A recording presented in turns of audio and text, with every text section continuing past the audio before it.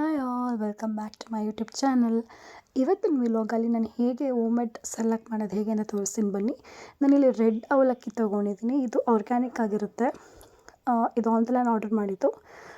Full ತಿನ್ನಾಗಿರುತ್ತೆ ಇದು. ಇದನ್ನು roast ಮಾಡಿಕೊಂಡು ಪೌಡರ್ ಮಾಡಿ ಸಪ್ರೇಟ್ ಒಂದು ಬೌಲಲ್ಲಿ ಇಟ್ಟಿದ್ದೀನಿ. ಅದಾದಮೇಲೆ ನಾನು ಓಟ್ಸ್ ತೊಗೊಂಡಿದ್ದೀನಿ. ರೋಲ್ಡ್ ಓಟ್ಸ್, ಇದು ಪ್ಲೇನ್ ಆಗಿರುತ್ತೆ. ಇದು ಕೂಡ 2 ಕಪ್ ತೊಗೊಂಡಿದ್ದೀನಿ.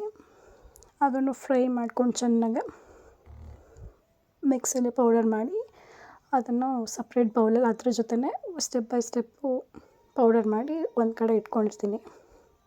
ಈ ಥರ ಒಂದು ಬೌಲಲ್ಲಿ ಇಟ್ಕೊತೀನಿ. ನೆಕ್ಸ್ಟ್ ನಾನು ಮಖಾನ್ ತೊಗೊಂಡಿದ್ದೀನಿ. ಅದು ಕೂಡ ಆರ್ಗ್ಯಾನಿಕ್ ಮಖಾನ್ ಇದು ನಾನು 3 ಕಪ್ ತೊಗೊಂಡಿದ್ದೀನಿ.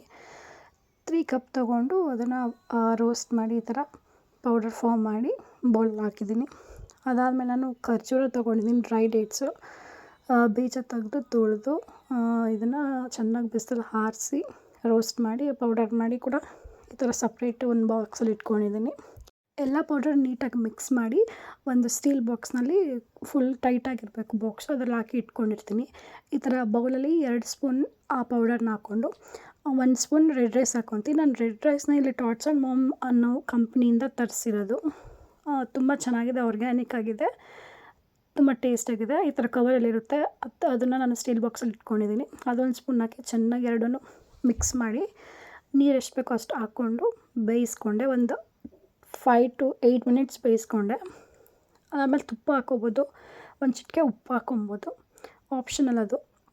ತುಂಬ ಟೇಸ್ಟಾಗಿದೆ, ನೀವು ಟ್ರೈ ಮಾಡಿ.